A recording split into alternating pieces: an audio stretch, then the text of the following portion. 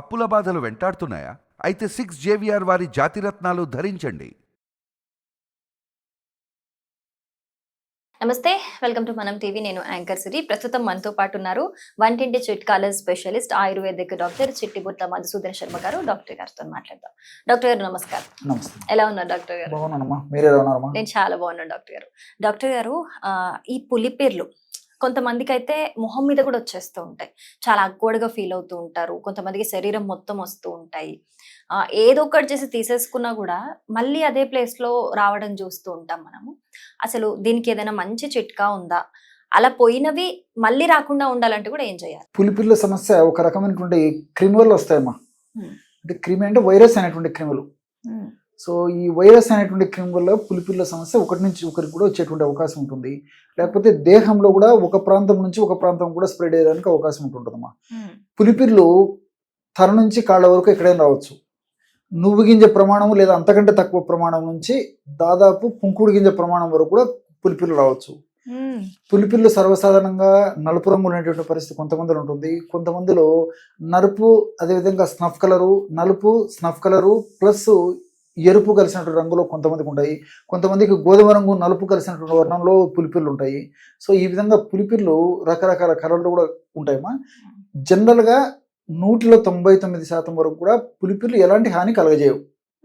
Very రేర్గా మాత్రము ఈ పులిపిల్లు వెరీ వెరీ రేర్గా క్యాన్సర్ కూడా కలగవచ్చు అని చెప్పి, క్యాన్సర్ కూడా కలగదీసేటువంటి అవకాశం ఉంటుందని కూడా మనకు డేటా ఉంది.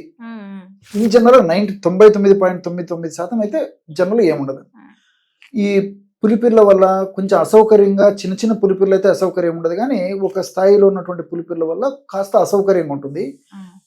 అంత తప్ప దీనివల్ల పోటు కానీ, బాధ కానీ, సలుపు కానీ, దురదలు కానీ ఏం ఉండవమ్మా. చూసేదానికి ఆకుపోవడం ఉంటుంది.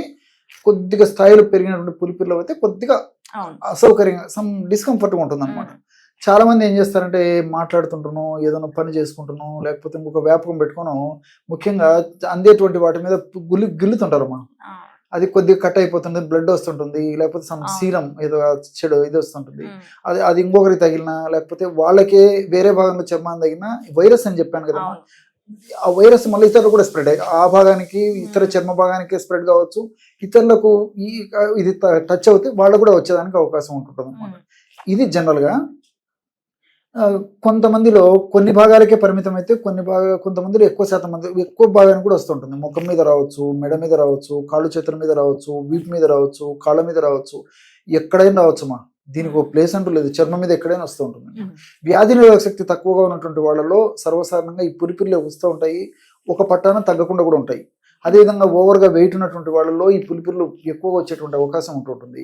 హార్మోన్ల సమస్య ఎక్కువగా అస్తవ్యస్తంగా ఉన్నటువంటి వాళ్ళలో కూడా పులిపిల్ల సమస్య వస్తుంటుంది. ఈ పులిపిల్ల తగ్గేందుకు ఒక గన్ షాట్ రెమెడీ చెప్తాను చూడండి. వంట సోడా మన ఇంట్లో ఉండేది కదా, baking soda, very good. So baking soda కాస్త, అదేవిధంగా తాంబూలంలో వేసుకునేటువంటి సున్నము, జస్ట్ ఈ రెండు సమానంగా కలిపేసేసి దీన్ని ఏం చేయాలంటే అల్లాన్ని కట్ చేసేసి ఒక పెన్సిల్ ముక్కలాగా కట్ చేసేయాలమ్మా.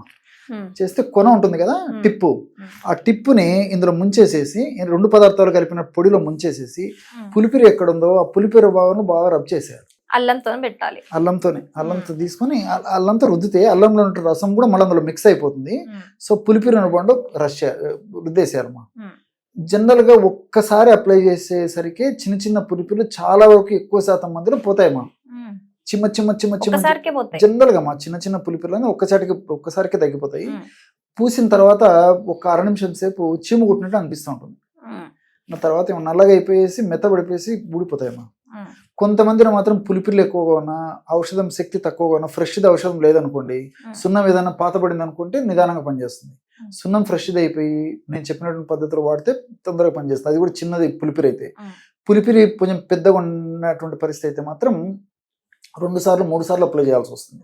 కాబట్టి ఎనీవే ఖచ్చితంగా మాత్రం పోతాయమ్మా. ఖచ్చితంగా పులిపిర్లు ఊడిపోవడం అంతా ఖాయం, ఖచ్చితంగా పోతాయి.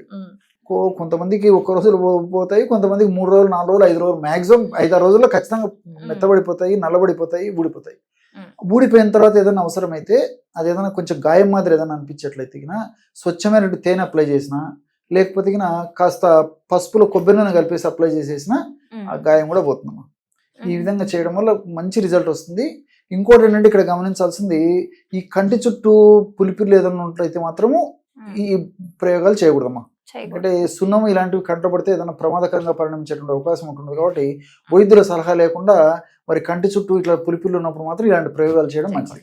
వైద్యులని సంప్రదించి వాళ్ళు చెప్పినట్టు చేయడం మంచిది. ఓకే, సో ఈ పద్ధతిలో ఒకవేళ రాలిపోయినా మళ్ళీ రాకుండా ఉండే అవకాశాలు కూడా ఉంటాయా డాక్టర్? జనరల్ గా ఈ పద్ధతులు వాడుకోవడం ఉన్నవి పోతాయి కానీ కొత్తగా రాకుండా ఉండవమ్మా.